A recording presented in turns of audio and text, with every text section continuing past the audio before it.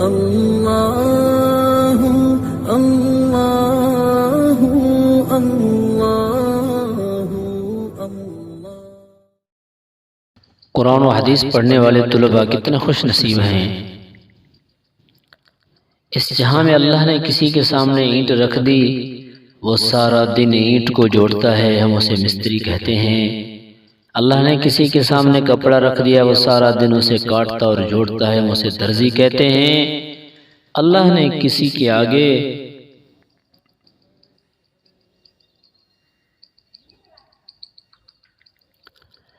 لکڑی رکھ دی ہے، وہ سارا دن اسے کاٹتا اور جوڑتا ہے، فرنیچر بناتا ہے، ہم اسے کارپینٹر کہتے ہیں۔